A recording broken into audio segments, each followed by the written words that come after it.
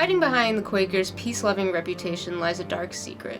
Recent research has revealed that Penn's religion, Quakerism, was really a front for a criminal organization. His first prison stints were officially for religious protesting, but recent research has revealed that Penn and his so-called Quakerism was really a front for smuggling opium in tubs of oatmeal.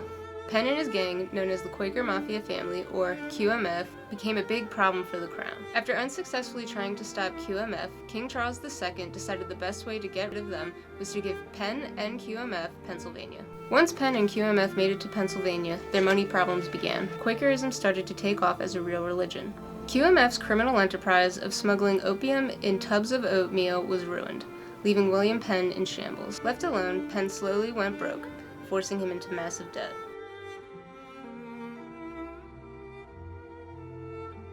He was supposed to pay us back at a certain point, and we never saw it. And I'd ask him about it when I'd see him out. And I'd say, do you have my money?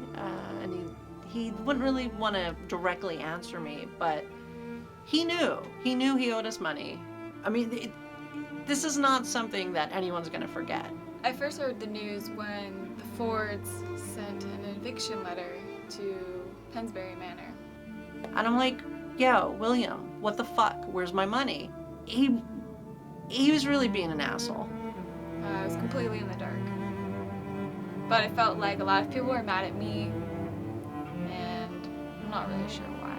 I decided to take him to court when he just kept putting me off, and I felt like he was lying to me. He was being dishonest, and I wanted a court of law to decide. And to me, it would obviously be in my favor because he owed me money. The bitch owed me money.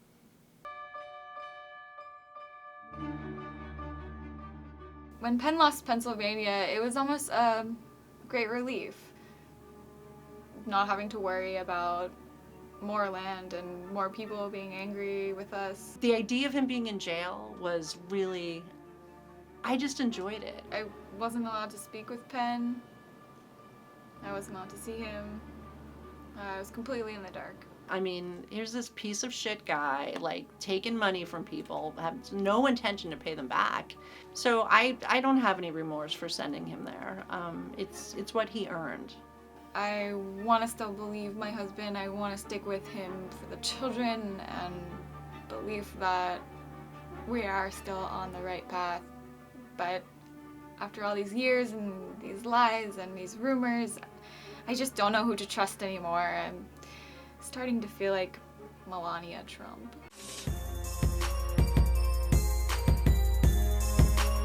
Penn's first nights in the joint were nothing like his cushy bids in Europe for religious persecution. As a former disgraced gang leader, he had all the old enemies, but none of the protection.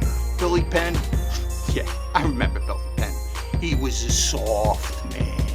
I remember the first day he walked in here, you could hear all the other prisoners yelling, "William, here you go, Quaker boy." And later that night, when he fell asleep, I stole his shoes. It was hard at first. My cellmate Stratus said the guy who stole my shoes sold them to him, and Stratus refused to give them back. I can't explain how much of a grade A sucker he was. He never even asked me who stole his shoes. Who does that? Billy P started making a name for himself on the yard as a man not to be messed with. Now, my nights of stealing Billy P's candy bars was over. You know, in fact, look, I hate to admit this, but one morning I woke up without my shoes. I looked over, there they were in Billy's bunk, right in my face. I mean, the balls on this guy. Yeah, I stole his shoes. That's it though, an eye for an eye. Just like the Lord says. He might want to make it sound like, yeah, he's sending a message, eye for an eye, all that stuff. Listen, he woke me up by sucking my toes. Oh, whatever, keep dreaming, Stratus. Penn's former talents in the drug trade paid off big, and he was quickly recruited. Queridas Quaker, you're a mapo. I wasn't having that shit. I decided to shank him in the yard to show him that QMF don't play. Motherfucking Quaker piece of shit. Yeah, things got really, really hot for Billy. You know, after that riot, Kill that motherfucker. Now he's in the news all over the place. I fucking see him on TMZ. Oh, he's having prison riots. Oh, and he's like shanking people, you know, down by the river when they're doing the laundry. Oh, the riots? Not my William. He could never do that. That must have been a different William Penn. I can't believe I'm saying this, but I started to like the guy. And my toes are really missing his soft, supple tongue.